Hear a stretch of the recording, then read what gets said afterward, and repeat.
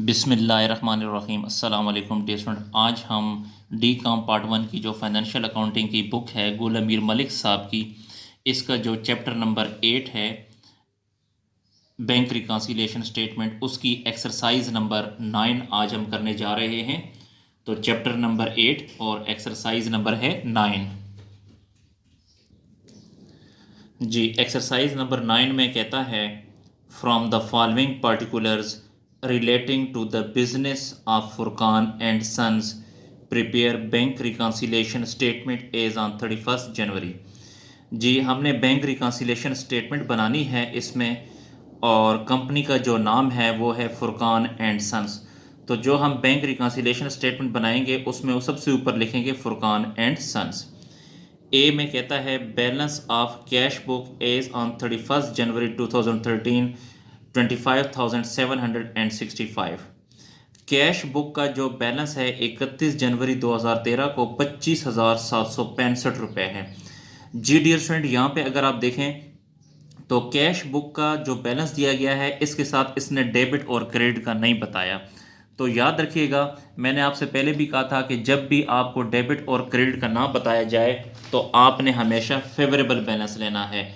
तो यहाँ पे देखिए, ये कैश बुक का देखते हैं कि फेवरेबल बैलेंस कौन सा है। तो डियर स्टूडेंट, ये डेटा मैंने आपको पहले पे ही कहा था कि ये जो डेटा है ये आप लोग अपने पास नोट कर लें, क्योंकि अगर ये आपके जहन में आ जाता है, आपको समझ आ जाती है इस डेटा की, अगर ये डेटा आप लोग ज़बानी याद कर लेते हैं तो आप क्वेश्चन आसानी से हल कर सकते हैं। तो देखें, कैश बुक का जो फेवरेबल बैलेंस होता है वो डेबिट बैलेंस होता है। तो हम balance as per cash book लिखेंगे, डेबिट बैलेंस लिखेंगे। जी डियर स्टूडेंट, ये जो डेटा है ये भी आप लोग अपने पास नोट कर लें। तो अगर आपको ये याद हो जाता है तो आप क्वेश्चन को बआसानी याद लिख सकते हैं। जी, तो एक्सरसाइज नंबर 9 है, यहाँ पे फुरकान एंड सन्स कंपनी का नाम है। Bank reconciliation statement as on, जो डेट इसने बताई है क्वेश्चन में वही आपने यहाँ पे खुद लिख लेनी है। तो अब balance as per cash book है तो यहाँ पे लिखें balance as per cash book. Balance as per cash book का जो फेवरेबल बैलेंस होता है वो डेबिट होता है। ये मैं आपको पहले बता चुका हूँ कि जब भी आपको कैश बुक का या पासबुक का बैलेंस ना बताया जाए तो आपने इसका डेबिट बैलेंस फेवरेबल बैलेंस लिखना है। तो balance as per cash book debit balance है 25,765, यहाँ पे लिखें 25,000।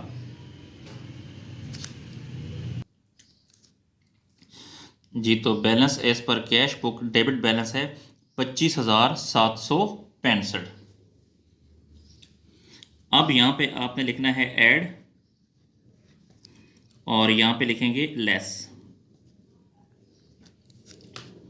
ऐड और लेस। यहाँ पे अगर डेबिट लिखा है तो पहले यहाँ पे लिखेंगे डेबिट और यहाँ पे लिखेंगे क्रेडिट। जो यहाँ पे पहले लिखा होगा वही आपने पहले यहाँ पे लिख देना है। क्वेश्चन की तरफ दोबारा चलते हैं।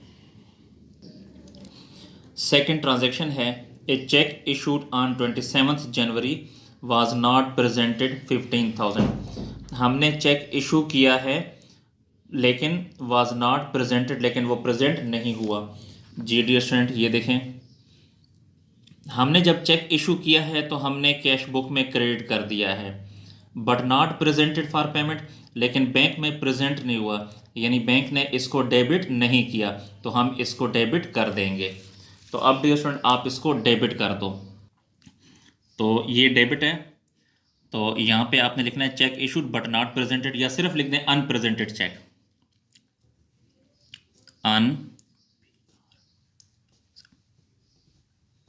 Unrepresented cheque. अनप्रेजेंटेड चेक है 15,000 का, यहाँ पे लिखें 15,000। नेक्स्ट ट्रांजैक्शन है सी में a cheque deposited on 25 January was not credited ₹13,000। 25 जनवरी को हमने एक चेक डिपॉजिट किया है लेकिन वाज नॉट क्रेडिटेड 13,000, लेकिन वो क्रेडिट नहीं हुआ। तो देखें जब वो क्रेडिट नहीं हुआ तो आपने इसको क्रेडिट कर देना है, तो आप इस चेक को क्रेडिट कर दें। जी तो हमने क्रेडिट करना है, ये क्रेडिट है, तो यहाँ पे लिखें check deposited but not credited, check deposited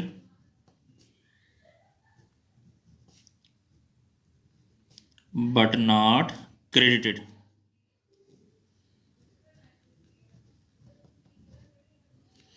check deposited but not credited, ये है 13,000 का, तो यहाँ पे इसके सामने लिखें 13,000।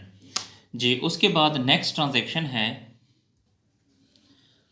The debit side of the cash book has been under added 450।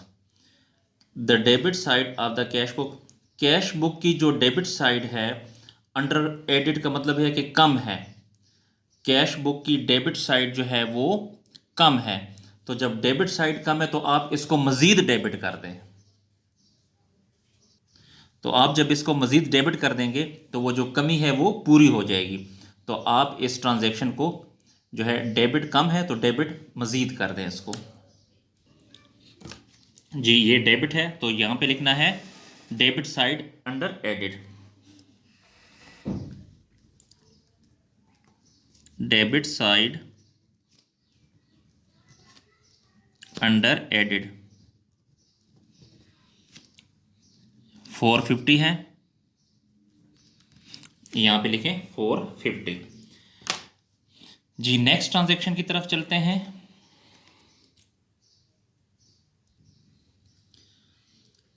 Bank entered a check paid to mister Jameel.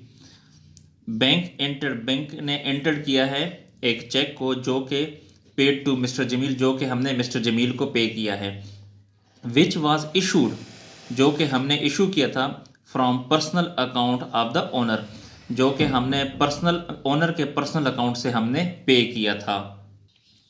जी दोबारा पढ़ देता हूँ। Bank entered a cheque paid to mister Jameel, bank ने एक चेक इंटर किया है जो कि जमील को पे किया गया। Which was issued from personal account of the owner, जो कि ओनर के पर्सनल अकाउंट से जो है वो इशू किया गया था। तो इसका मतलब ये है कि ये जो जब चेक हमने पे किया है तो इसका मतलब है कि पैसे निकले हैं। जब पैसे निकलते हैं या इशू करते हैं तो हम इसको क्रेडिट करते होते हैं। तो यहाँ पे देखें, चेक हमने इशू किया है तो क्रेडिट किया है, लेकिन हमने क्रेडिट किसको करना है, उसके पर्सनल अकाउंट को, यानी जो ओनर का जो पर्सनल अकाउंट है गलती से उसमें से क्रेडिट हो गया, तो जबकि आपने मिस्टर जमील के अकाउंट को क्रेडिट करना है, तो इस एंट्री को आपने क्रेडिट कर देना है। जी तो ये क्रेडिट है, यहाँ पे लिखें wrong entry by the bank, wrong entry by the bank, bank ने गलती से एंट्री कर दी 1200, तो यहाँ पे लिखेंगे 1200। जी डियर स्टूडेंट, हमारी जो ट्रांजैक्शन है वो कंप्लीट हुई। अब आपने इसका टोटल करना है। तो टोटल करने का जो तरीक़ाकार है, देखें यहाँ पे ये ऐड जो है, ये दो एंट्रियाँ ऐड में, तो इनको यहाँ पे क्लोज करना है आपने।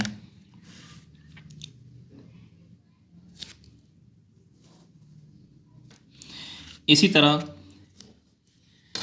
अब देखिए ये 15,000 और प्लस 450, तो ये बन जाता है 15,450।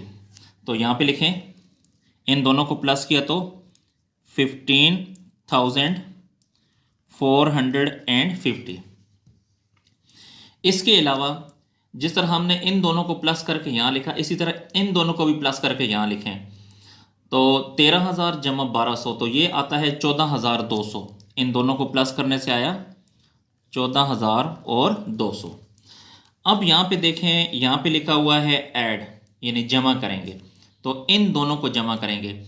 25,765 जमा 15,450, इन दोनों को हमने प्लस किया तो ये आता है 41,215, 41,215। एंड 15। फिर यहाँ पे देखिए ये लेस लिखा हुआ है, तो इसमें से इसको आपने लेस करना है। तो इसमें से इसको लेस करेंगे तो हमारे पास आ जाएगा 27,015। यहाँ पे देखें लिखा हुआ है balance as per cash book, तो यहाँ पे आपने लिखना है बैलेंस एज पर पासबुक। जो चीज़ यहाँ पे लिखी होगी उसका उलट आपने यहाँ पे लिखना है। Balance as per passbook, balance as per passbook. हमारा जो क्वेश्चन है कंप्लीट हुआ।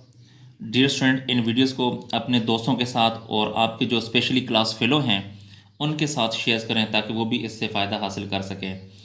इसके अलावा डियर स्टूडेंट, अगर आपको DCOM पार्ट 1 की मैथ स्टेट का सॉल्यूशन चाहिए, उसके मुकम्मल लेक्चर्स चाहिए, तो मेरे चैनल की प्लेलिस्ट में जाके वहाँ से आप लोग हासिल कर सकते हैं। अगर आपको मैथ में, अकाउंट्स में या किसी भी किस्म का कोई मसला है, कोई पॉइंट आपको समझ नहीं आ रहा, तो आप कमेंट सेक्शन में जाकर मुझसे पूछ सकते हैं। शुक्रिया। अल्लाह हाफिज़।